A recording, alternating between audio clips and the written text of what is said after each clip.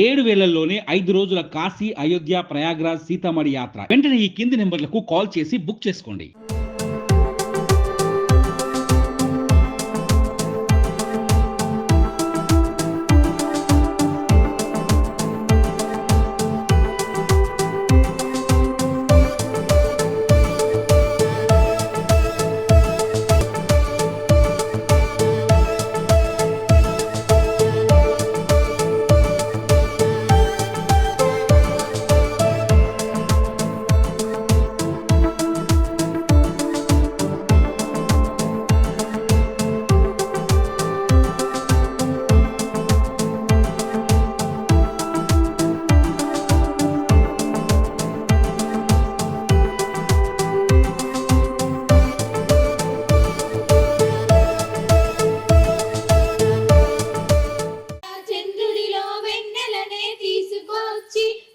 తంగెడుతో గుమ్మాడి పూలు చేచి బంగారు బతుకమ్మను ఇంటిలో పేర్చి బంగారు బతుకమ్మను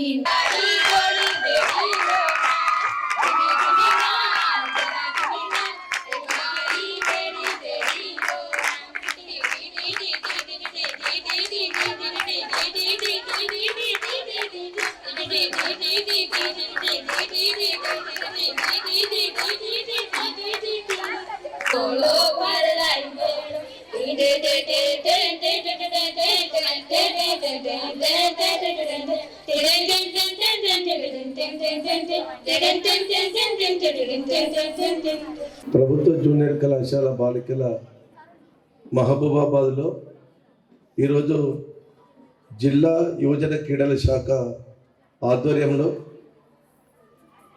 వివేకానంద జయంతి సందర్భంగా కార్యక్రమాన్ని నిర్వహిస్తూ ఉన్నాం.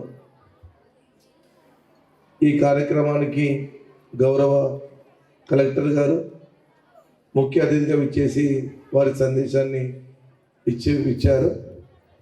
యువత విద్యతో పాటు అన్ని రంగాల్లో కూడా ముందుకు రావాలని, భారతదేశం యొక్క ఔన్నత్యాన్ని ప్రపంచ దేశాలకు చాటి చెప్పిన మహనీయులు స్వామి వివేకానంద యొక్క ఆశయాలను ముందుకు తీసుకుపోయే విధంగా యువత అందరూ కూడా సిద్ధం కావాలని కోరుతూ ఉన్నాం. విద్యార్థులు ముఖ్యంగా మంచి నడవడిక, సత్ప్రవర్తన, విలువలతో కూడిన విద్యతో పాటు ఈ సమాజానికి కావాల్సిన పునాదులై ఉండాలని స్వామి వివేకానంద తలంచిండు. ఆయన ఆశయాలను ముందుకు తీసుకుపోవాలి.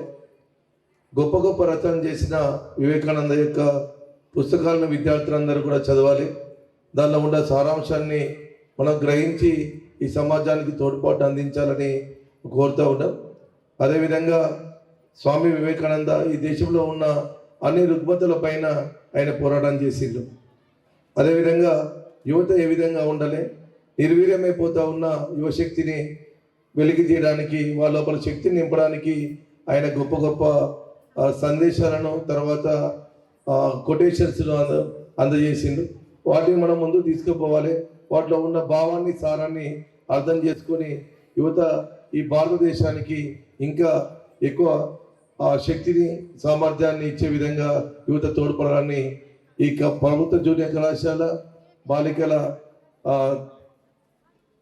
ప్రిన్సిపాల్గా, అదేవిధంగా కళాశాల అధ్యాపక బృందం అందరి తరఫున విద్యార్థులందరినీ కోరుతూ ఉన్నాం. జయంతిని పురస్కరించుకొని జనవరి 12న నిర్వహించుకునే వారి జయంతిని పురస్కరించుకొని ఈ జిల్లా స్థాయి యువజనోత్సవం ఆర్ యూత్ ఫెస్టివల్ అన్నది నిర్వహించుకోవడం జరుగుతూ ఉంది. దాంట్లో ఉత్సాహంగా పార్టిసిపేట్ చేస్తున్న మా డాన్సర్స్కి, సింగర్స్కి, మిగతా వాళ్ళందరికీ కూడా ప్రత్యేకంగా శుభాకాంక్షలు. వాళ్ళ గట్టిగా చప్పట్లు కొట్టి మనం ఎంకరేజ్ చేయాల్సి ఉంటుంది.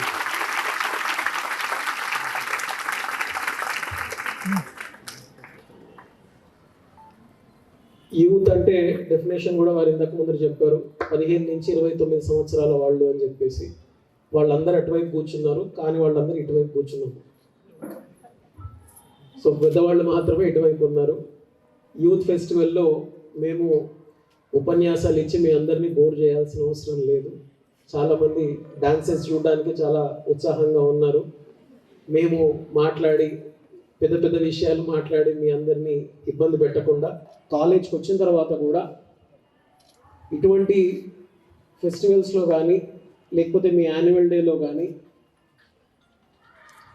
మా కాలేజ్ స్టేజ్ ఎక్కి డ్యాన్స్ చేయాలా వద్దా, పాట పాడాలా వద్దా, డిబేట్లో పాల్గొనాలా వద్దా, ఎస్ఏ రైటింగ్ రాయాలా వద్దా అని ఆలోచిస్తున్న వాళ్ళు ఉంటారు. ఇంకా స్కూల్ కాలేజ్ అయిపోయిన తర్వాత మీకైతే ఎవరు అవకాశం ఇవ్వరు. కాలేజ్ స్కూల్ అయిపోయే లోపల ఖచ్చితంగా మనం ఒక్కసారైనా మైక్ బట్టి మన గొంతు ఎంత బాగాలేకపోయినా, ఎంత ఇబ్బందికరంగా ఉన్నా, మనకి ఏ పాట సక్రమంగా రాకపోయినా ప్రయత్నం అయితే చెయ్యాలి.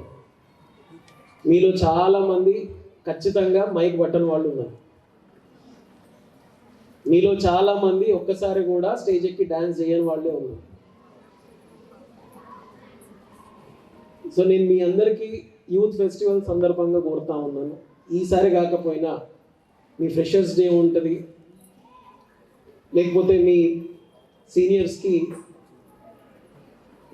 ఫేర్వెల్ పార్టీ అయినా ఉంటుంది, రకరకాల యాన్యువల్ డే కార్యక్రమాలు కూడా ఉంటాయి. ఎందుకు చెప్తున్నాము అంటే స్టూడెంట్గా, యూత్గా కేవలం అకాడమిక్స్లో మనం మార్కులు సంపాదించడంతో మాత్రమే సరిపోదు. మిగిలిన ఎక్స్ట్రా కరిక్యులర్ యాక్టివిటీస్లో కూడా మనకు ప్రవేశం ఉన్నప్పుడు మాత్రమే మనము ఇప్పుడు బయట ప్రపంచంలో తట్టుకొని నిలబడగలుగుతాం. రేపొద్దున మీరు ఉద్యోగంకి వెళ్ళినప్పుడైనా, రేపొద్దున గవర్నమెంట్ సర్వీస్లోకి వెళ్ళడానికి రాష్ట్ర స్థాయి పిఎస్సి ఎగ్జామ్స్ రాసినా, యూపీఎస్సి రాసినా, ఇంకేదైనా రాసినా కానీ ఖచ్చితంగా వాళ్ళు మీ మార్కులతో పాటు మీరు ఏ రోజైనా ఎస్ఏ రైటింగ్ రాశారా, మీరు ఏ రోజైనా ఎలక్ట్యూషన్లో పాల్గొన్నారా, మీరు ఏ రోజైనా డ్యాన్స్ కాంపిటీషన్లో పాల్గొన్నారా, మీకు ఏ రోజైనా స్పోర్ట్స్లో కానీ గేమ్స్లో కానీ ఏమైనా ప్రైజెస్ వచ్చినాయి అన్నది చూస్తారు.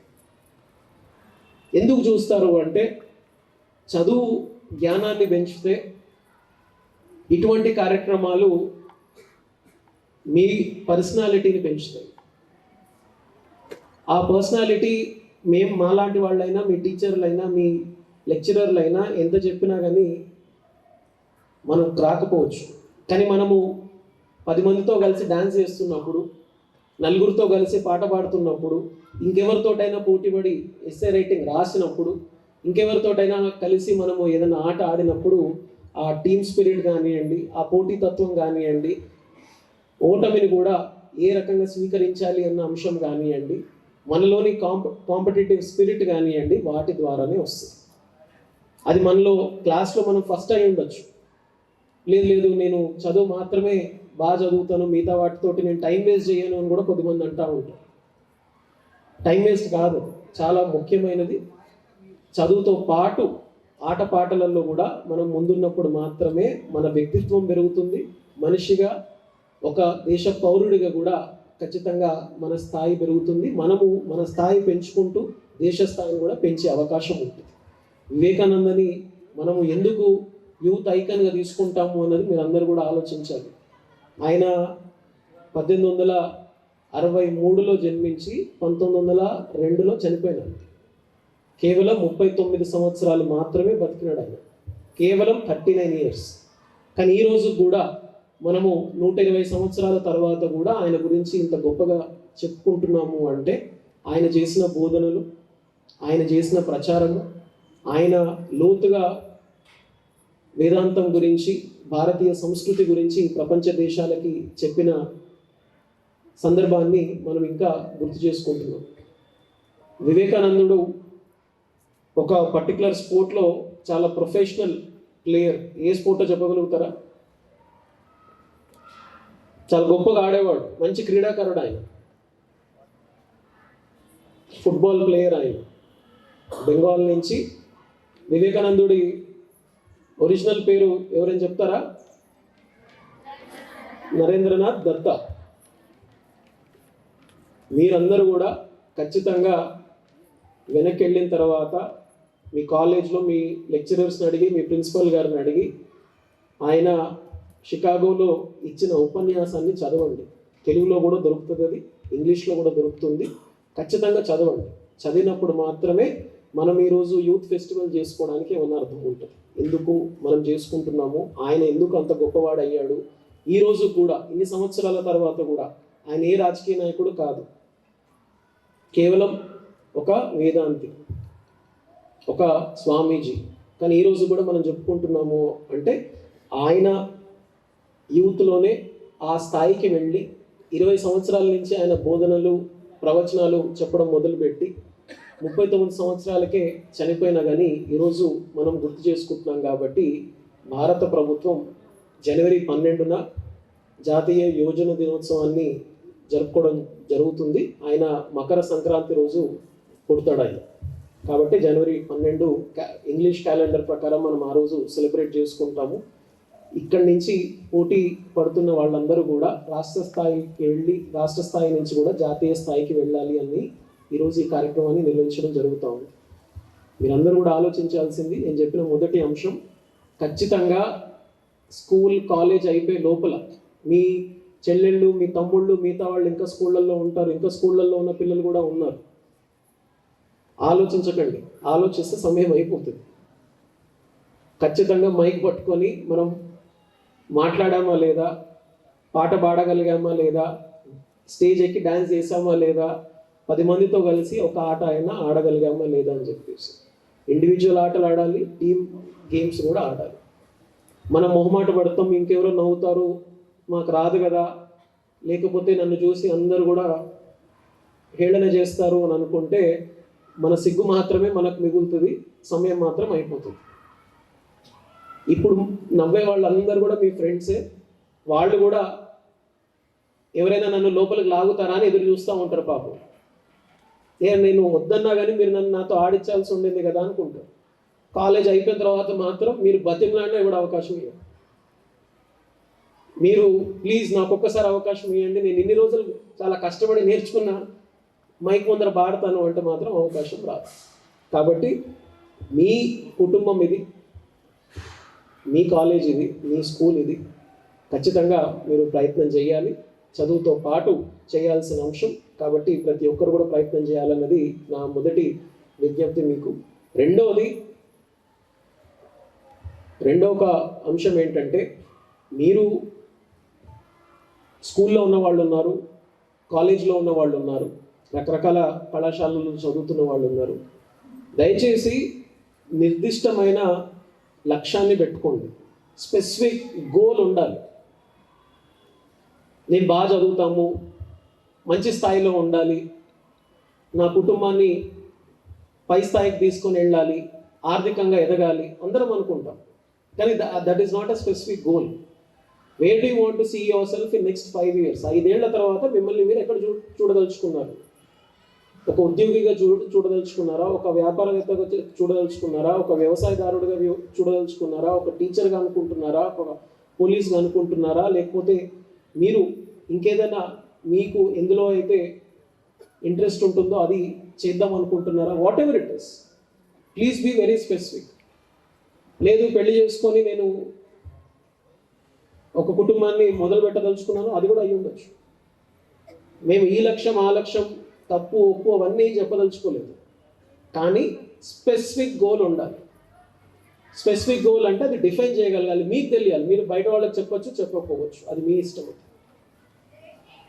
ఆ గోల్ మనం ఏర్పరచుకుంటే ఖచ్చితంగా దానికోసం మనం అందరం కూడా కష్టపడతాము. ప్రతిరోజు కూడా మన అమ్మనో నాన్ననో ఇంకెవరో మనల్ని బతిమలాడాల్సిన అవసరం లేదు. బాగా చదవండి, బాగా చదివితే బాగుపడతారు, లేకపోతే మంచి స్థాయికి వస్తారు అని చెప్పేసి ఎవరు కూడా మనల్ని బతిమలాడాల్సిన అవసరం లేదు, ప్రతిరోజు గుర్తు చేయాల్సిన అవసరం లేదు.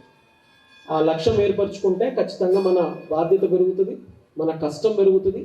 రేపు పొద్దున 5 ఏళ్ల తర్వాత నేను లక్ష్యం పెట్టుకున్నాను కాబట్టి మేము ఈ స్థాయికి చేరుకున్నాం అన్న అంశం మీకే అర్థమవుతుంది.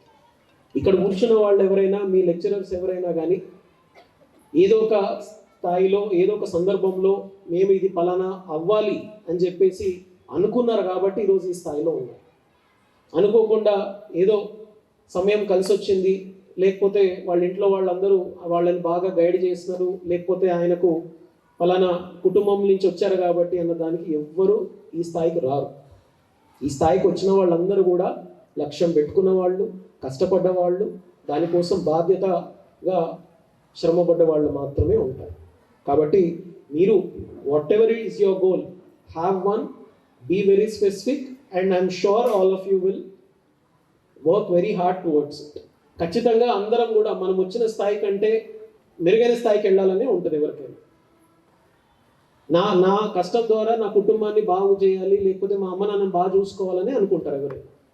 కానీ అది ఎట్లా అన్నది తెలుసుకోవాలి అంటే దానికి ఒక లక్ష్యం నిర్దిష్టంగా మనం పెట్టుకోవాల్సిన అవసరం ఉంది. దాని తర్వాత ఖచ్చితంగా మీరు దాని గురించి కష్టపడతారు. 2 అంశాలు. మీ కాలేజ్లో, స్కూల్లో ఉన్నప్పుడు చదువుతో పాటు ఇతర ఎక్స్ట్రా కరికులర్ యాక్టివిటీస్ ఖచ్చితంగా ప్రయత్నం చేయండి, పార్టిసిపేట్ చేయండి. 2, please have a specific goal and I'm sure all of you will shine. Mahabubabad government junior కాలేజ్లో చదువుకొని ఇక్కడ ఈ ప్రాంతం నుంచి ఉన్న చాలామంది పిల్లలు చాలా మంచి స్థాయిలలో ఉన్నారు. మీరు అనుకోవడం మాత్రమే దీంట్లో మిగిలింది. మిగిలినవన్నీ కూడా సమయము, ఇతరులు, మీ కుటుంబం అందరూ కూడా సహకరిస్తారు. మీరు అనుకున్నప్పుడు ఖచ్చితంగా సాధించగలుగుతారని చెప్పేసి మీ అందరికీ కూడా గుర్తు చేస్తూ ఈరోజు ఈ యువజనోత్సవంలో పాల్గొనే అవకాశం కల్పించిన మా ఆర్గనైజర్స్కి ప్రత్యేకంగా ధన్యవాదాలు తెలుపుతూ, నాకు వేరే మీటింగ్ వల్ల మళ్ళీ పరిగెత్తాల్సిన అవసరం ఉంది. కొద్దిమంది డ్యాన్స్ చేసి చూపిస్తామని చెప్పినట్టున్నారు, వారు నన్ను మన్నించాలని చెప్పేసి మీకు మనవి చేసుకో.